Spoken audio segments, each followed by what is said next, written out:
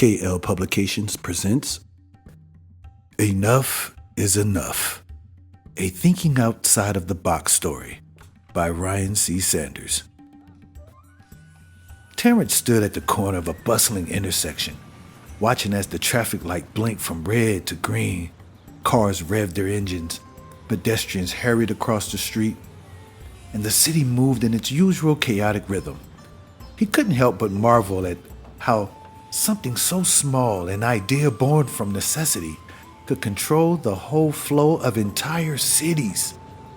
A smile crept across his face as he thought about Garrett Morgan, the black inventor who had created the traffic light, a symbol of order in a world that often felt so disordered. But then Terrence's smile faded, replaced by a bitter thought.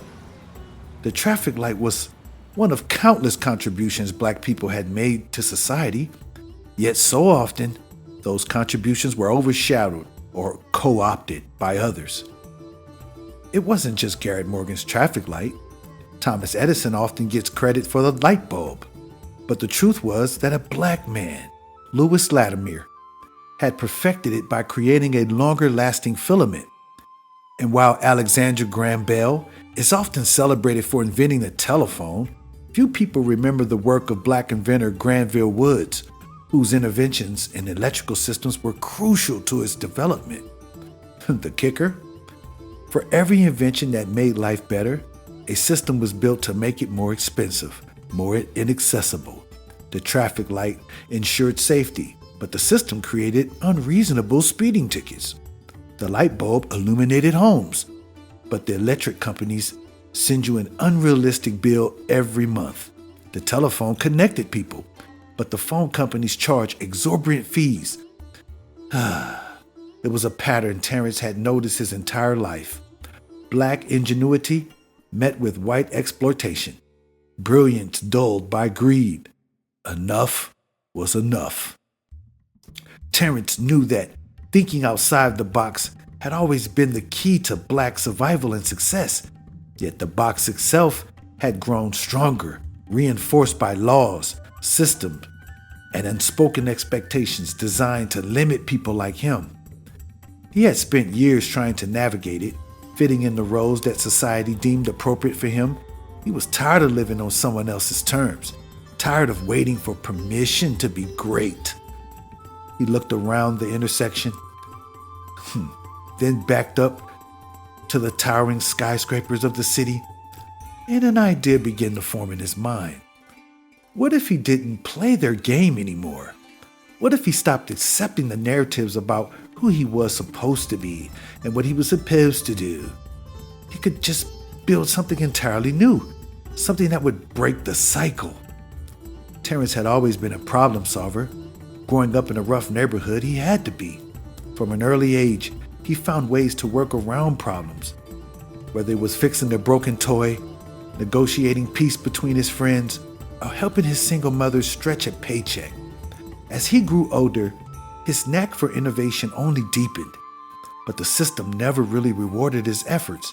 Instead, he found himself constantly being boxed in, forced to conform to roles he hadn't chosen.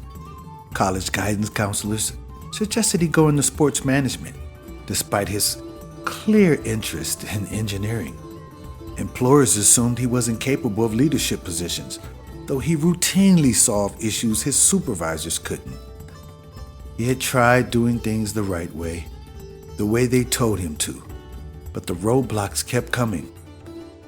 When he innovated, they found a way to commodify his brilliance, slapping a price tag on his creativity. He had enough of it. It was time to think outside of the box, and this time, he wasn't going to ask for permission. Terrence had always been fascinated by renewable energy, particularly solar power. He knew that the electric bill was burdened on so many households, especially in black and marginalized communities, where energy companies charge higher rates for lower quality service. What if there was a way to eliminate that dependency? What if people could harness their own energy and control their own resources? He threw himself into research, studying every aspect of solar power and energy grids. He spent hours learning about engineering, technology, and policy, And over time, he started designing a prototype for a new kind of solar panel.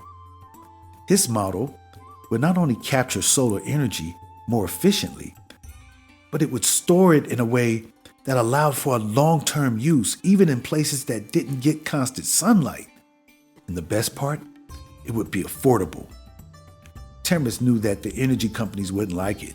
In fact, he was sure that they'd do everything in their power to stop him. But that didn't matter. He wasn't doing this for them. He was doing it for his community. For the people who had been told their entire lives that they could only take what they was given. They should be content with surviving rather than thriving. Months later, Terrence found himself standing in a community center holding up the first working prototype of a solar panel. It was sleek, portable, and powerful, just like he had envisioned. The room was packed with people from his neighborhood, from local activists to curious residents, eager to see what he had created. "Enough is enough," he began, his voice steady and clear. "We've been told our whole lives what we can and cannot do. We've been boxed in, limited by other people's expectations. And far too long we've accepted it. But today, we change that. Today, we take control." He explained how the solar planner worked, how they could generate enough energy to power homes, businesses, and community spaces, all without relying on electric companies that had taken advantage of them for decades. His invention was, it would allow people to live independently, creating their own energy, and eventually creating their own future. As he spoke, Terrence could see the spark of hope in the eyes of the crowd. For the first time, they saw a future that wasn't controlled by outside forces, a future where their ideas, their contributions weren't diminished or monetized by others. This was bigger than solar panels. This was about liberation. In the weeks that followed, Terrence's invention spread beyond his neighborhood.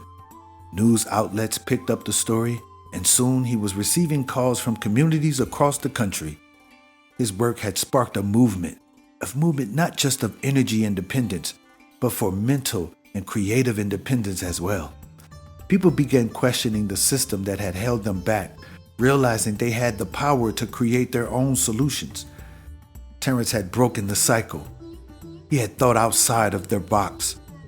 And in doing so, he had opened up a world of possibilities for those who came after him. He wasn't interested in fame or recognition. All he wanted was for people to realize their power, the power to innovate, to create, and redefine the world on their own terms. Enough is enough. He said it, and he meant it. The end. Thank you for listening. Please subscribe.